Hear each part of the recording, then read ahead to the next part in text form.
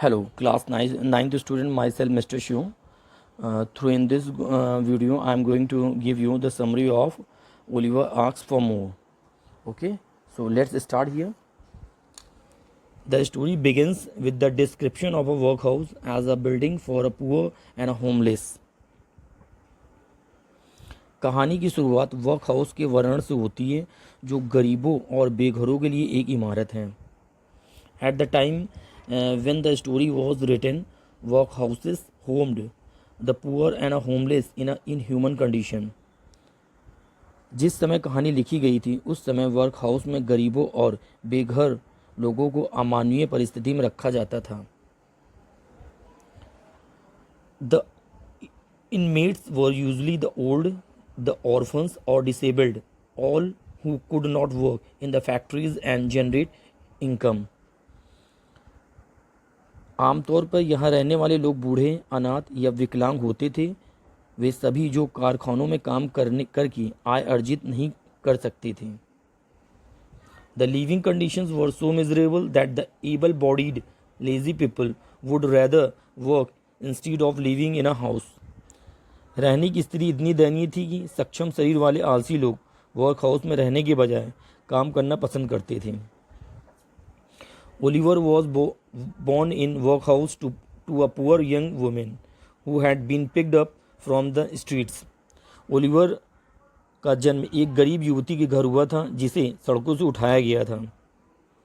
Oliver's mother died after the kissing her newborn baby on his forehead. Oliver की माँ अपने नवजात शिशु के माथे को चूमने के बाद मर गई. Oliver was dressed in a very old clothes as he was an orphan in a world which had no love or pity for him. Oliver बहुत पुराने कपड़े पहने हुए था क्योंकि वह एक अनाथ था और ऐसी दुनिया में जहां उसके लिए कोई प्यार या दया नहीं थी. As Oliver was an orphan, Mr. Bumble, an important officer in the town, named him Twist. चूंकि ओलिवर एक अनाथ था इसलिए शहर के एक महत्वपूर्ण अधिकारी मिस्टर बम्बल ने उनका नाम ट्विस्ट रखा. He used to name orphan in alphabetical order. वे अनाथों का नाम वर्णमाला क्रम में रखता था. At the age of 9 Oliver was a pale thin child who like other orphans was under clothed and under fed. 9 साल की उम्र में ओलिवर एक पीला दुबला बच्चा था जो अन्य अनाथों की तरह कम कपड़े और कम खाना खाता था. They were all fed watery soup thrice a day in a big hall. उन्हें एक बड़े हॉल में दिन में 3 बार पानी वाला सूप पिलाया जाता था. Each child has a small bowl into which the master served the soup. प्रत्येक बच्चे के पास एक छोटा कटोरा था जिसमें मास्टर सूप परोसता था. The children were always hungry and hence they decided among themselves that one of them would ask for a more soup.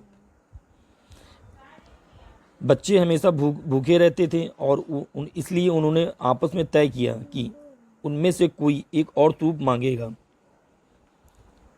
Oliver, being the youngest and the weakest, was chosen to be the one to ask for more soup. Oliver सबसे छोटा और सबसे कमजोर होने के कारण अधिक soup मांगने वाला चुना गया. The master, a fat man, turned pale with the disbelief at Oliver's strange request. मालिक जो एक मोटा आदमी था ओलिवर के अजीब अनुरोध पर अविश्वास से पीला पड़ गया. He asked Oliver to repeat his request. उसने ओलिवर से अपना अनुरोध दोहराने के लिए कहा. When Oliver repeated his request, he hit Oliver with a spoon, caught him and called for help. जब ओलिवर ने अपना अनुरोध दोहराया तो उसने ओलिवर को एक चम्मच से मारा, उसे पकड़ लिया और मदद के लिए पुकारा. Mr. Bumble rushed in. He too was shocked at Oliver's apparent audacity to ask for a more food.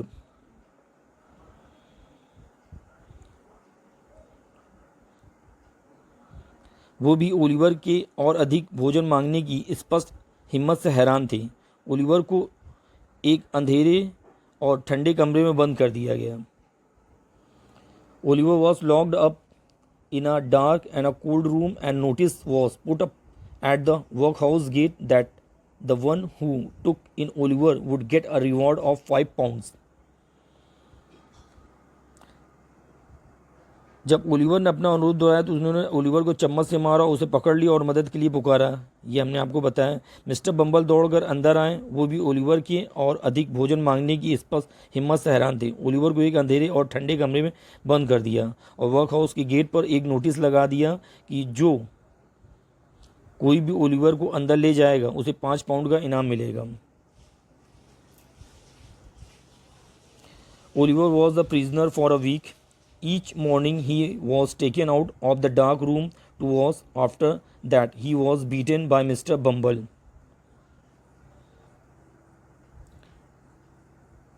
Oliver एक हफ्ते तक कैदी रहा। हर सुबह उसे धोने के लिए अंधेरे कमरे से बाहर ले जाया जाता था।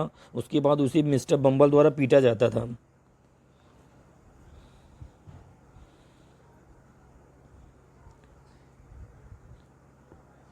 He would be again beaten by Mr. Bumble with a stick in front of the other orphans. After all this, he was sent to his prison, where they cried during the day and could not sleep at the night, as he was cold, lonely, and frightened. इन सब के बाद उसे उसकी jail में भेज दिया गया, जहां वह दिन में रोता था और रात में सो नहीं पाता था, क्योंकि वह ठंड, अकेला और डरा हुआ था। मतलब उसे ठंड लग रही थी और अकेला था, इसलिए डरा हुआ था। One day mister Sowerberry the coffin maker for the workhouse residents was accosted by mister Bumble. एक दिन मिस्टर सोबरबेरी, जो वर्क हाउस निवासियों के लिए ताबूत बनाने का काम करते थे, मिस्टर बम्बल से भिड़ गए. Mr. Bumble pointed to the 5 pound reward and asked Mr. Sobery if he knew someone who wanted a boy to work. Indirectly, he tried to give away Oliver. Mister Bumble ने 5 pound के इनाम की ओर इशारा किया और mister सोबेरी से पूछा कि क्या वे किसी ऐसे व्यक्ति को जानते हैं जो काम करने के लिए किसी लड़के को चाहता हो. परोक्ष रूप से उन्होंने ओलिवर का खुलासा करने की कोशिश की. तो यहाँ से ये समरी एंड होती है. तो hopefully you understand it very well. Bye bye बेटा.